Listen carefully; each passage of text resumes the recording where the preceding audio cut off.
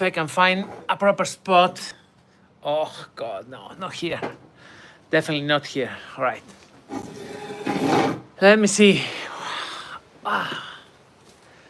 It's too sunny here. Okay, never mind.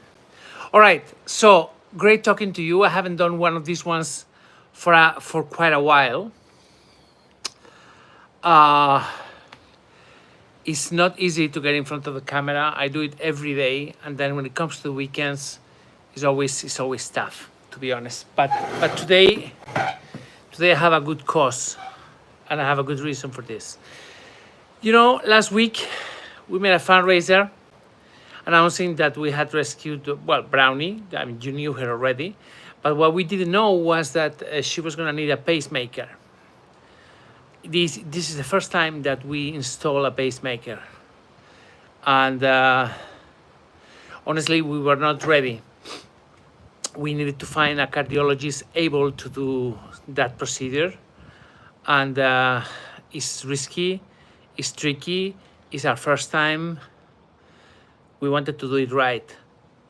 So I'm pleased to announce that it's going to happen. It's going to happen on Tuesday. Tomorrow is Monday. So on Tuesday morning, early in the morning, my brother and I will travel to Madrid by road with Brownie in the back of the car, and we're going to take her to a great hospital where they have a great cardiologist, and we're going to install a pacemaker. Now, pacemaker, it sounds like serious stuff, right?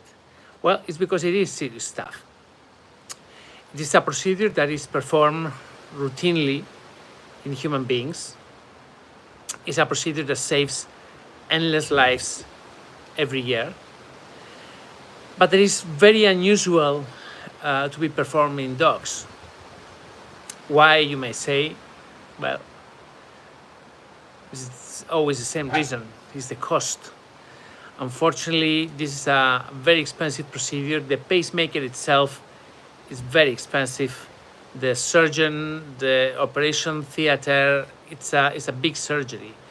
It's going to be performed in a non-invasive way, basically through the vein here, through the artery here. But so that way we don't have to do an open heart surgery. But still, it's very tricky and it's full of risks. Main risk is infection after the surgery.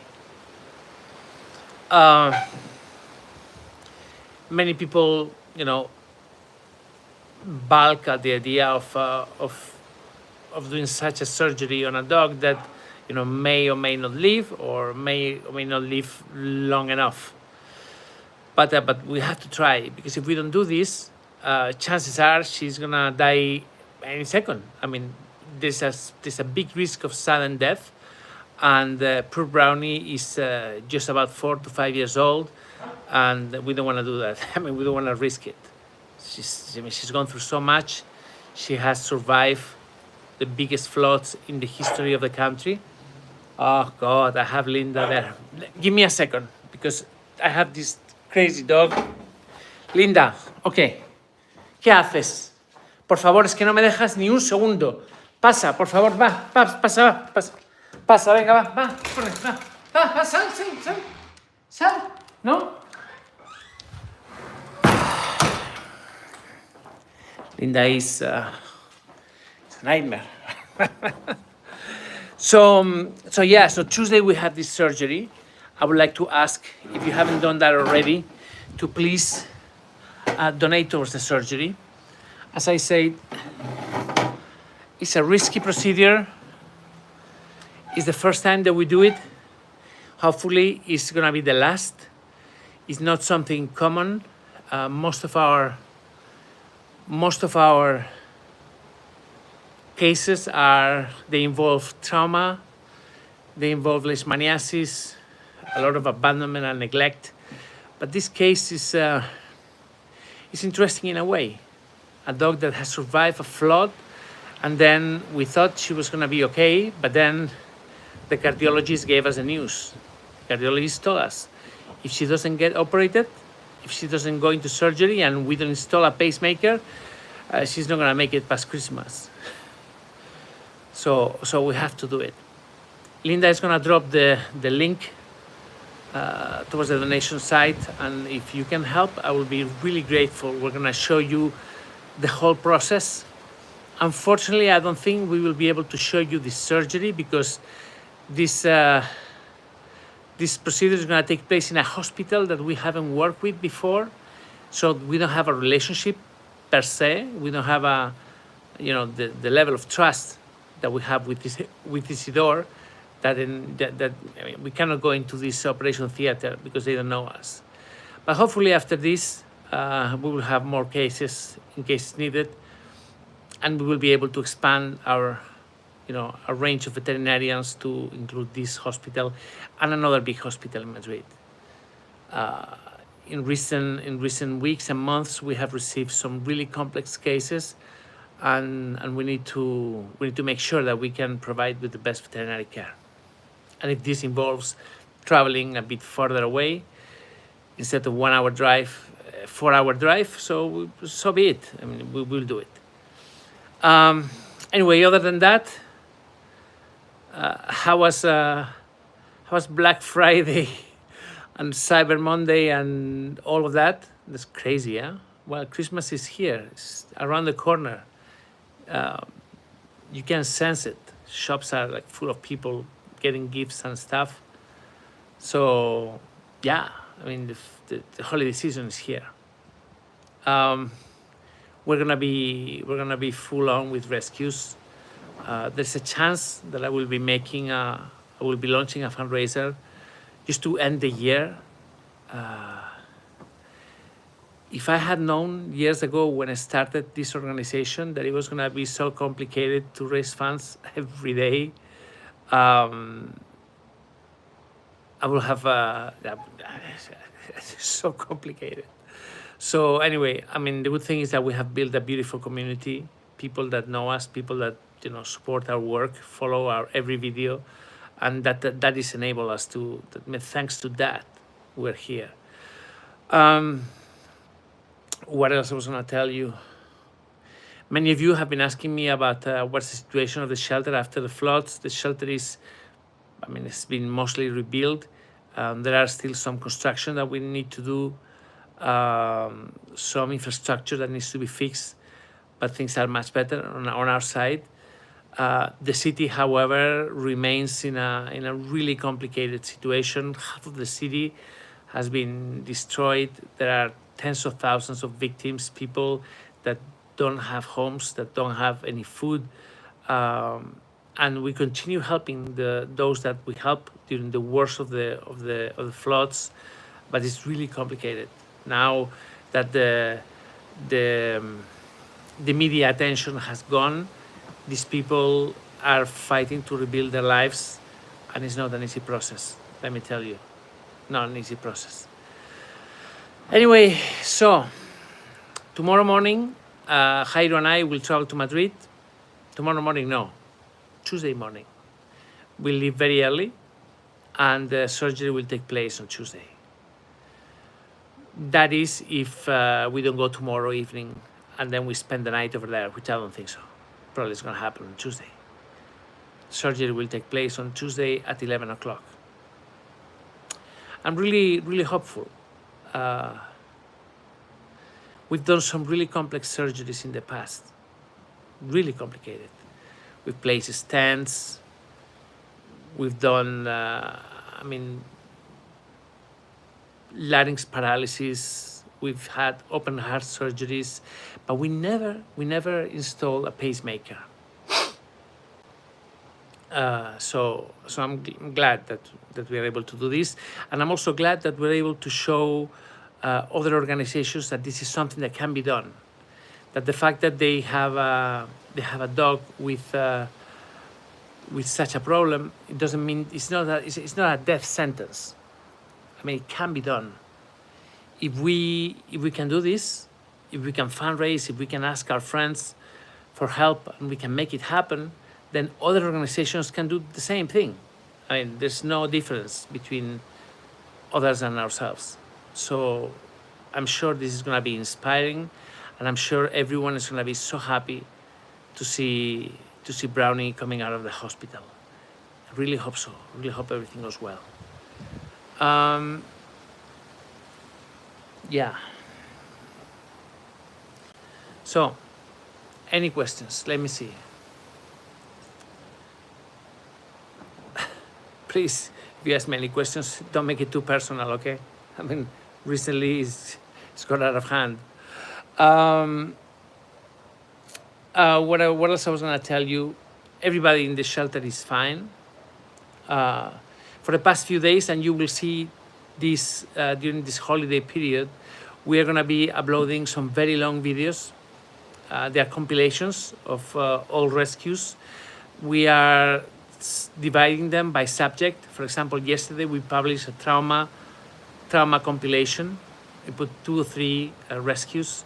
The reason why we upload these old videos is to push the algorithm towards favoring us in your feeds. YouTube favors long videos, and also there are so many people that don't know us. They just appear. I mean, our videos just suddenly pop on their feeds, and we need to explain to these people what we do and how we do it. So these long videos are a good way both to increase revenue, to build trust for people to know us, and at the same time just increase viewership basically. Also bear in mind that in holidays people just like to do that. Holidays, spend some time with their families and stuff. So we are a little bit short on stuff, editing stuff, and it's tricky. Jairo and I and Linda don't take holidays ever, which is why we're here. But everybody else does. So this is the way we have to keep the channel going. If we stop uploading, is sometimes we feel like, you know those rats that are in those wheels, that the rat runs, and the wheel turns. It feels like that a little bit when you're on YouTube, in YouTube. But anyway, we're doing okay. We're doing okay. Hi, what else? All our doggies are fine. My doggies are okay, each one of them. Huckleberry is now 13 years old. My mastiff, well, one of my mastiffs, is 13 years old. Can you imagine a mastiff, 13 years old? That's about 98 years old in human years. All my doggies are getting so old. But the record is my brother. He has 3 dogs, and the 3 of them, 2 of them are 17 years old, and there's one that's 18. And we credit this longevity of all our animals to the way they eat. They eat raw meat and bones. Biologically appropriate food. So they're doing great, all of them. So what else? Let me see. Somebody left. Mirana, might be done from me. Okay. How does it increase our revenues when we watch our videos from the very first day? Yes. Mirana, it doesn't have to be to the last second. Just watch whatever you can if you're interested. Then if at some point you lose interest, then just get out of there. I mean, there's no need to force yourself. But it does increase the revenues if people watch for longer. This is why those long videos, they increase viewership. I mean, imagine if a video is an hour and a half, usually on average people watch 17 minutes. So yeah, that's okay. It's okay. It's a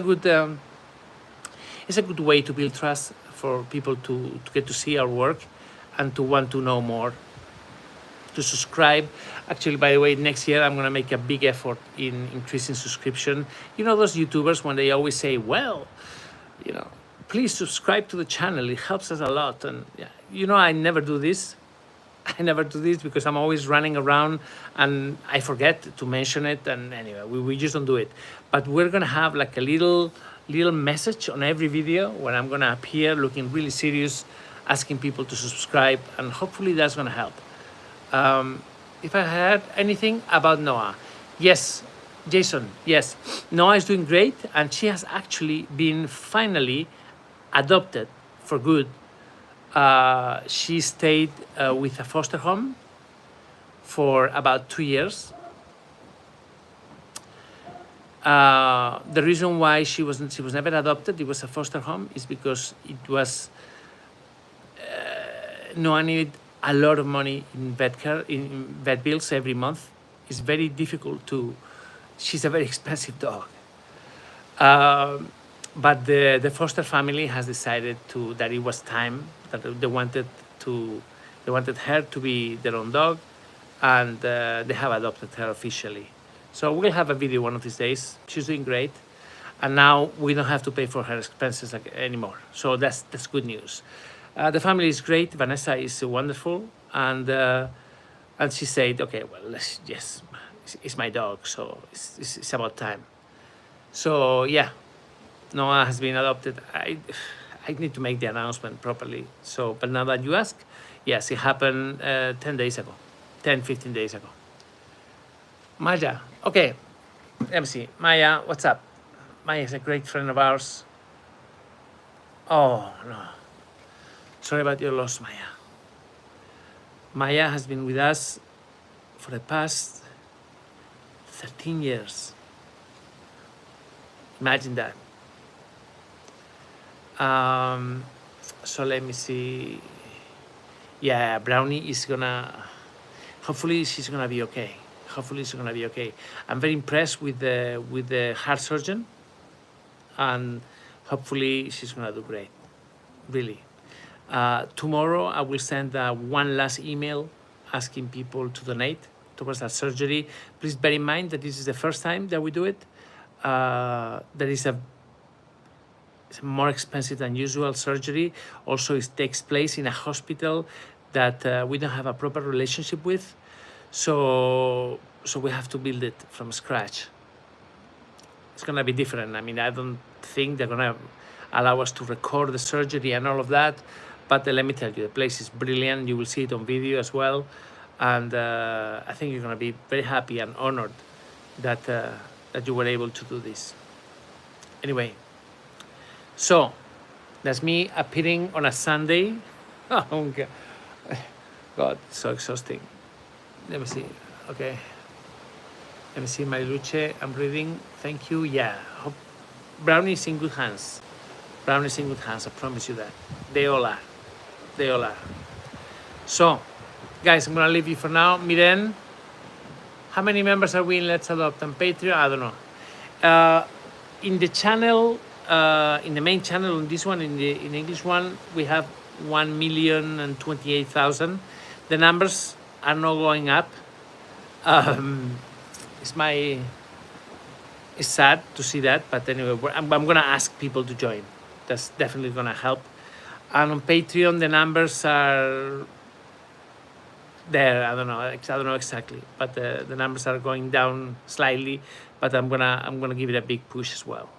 That Patreon group is really essential.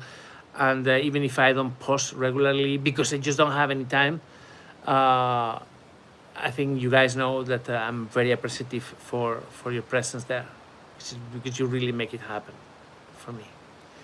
What else? Hilda, 1 million. Yeah, it's a lot. It's a lot of people. It's a lot of people. If you put them one after the other one, my God, it's a long queue. But it has taken place over the years. Now I'm sure of this million, there are many people who don't remember who we are, but at some point they subscribe to the channel. I need to find ways to activate all these people and to get them on board. That's the biggest challenge. Anyway, just a heads up. Surgery is gonna take place on Tuesday.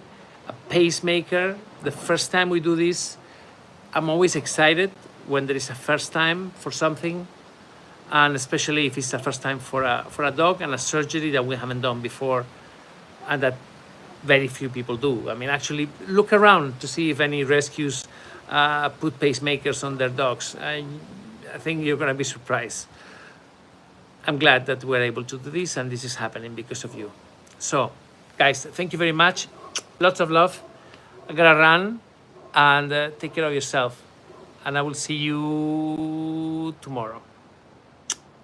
Take care. Ciao, ciao.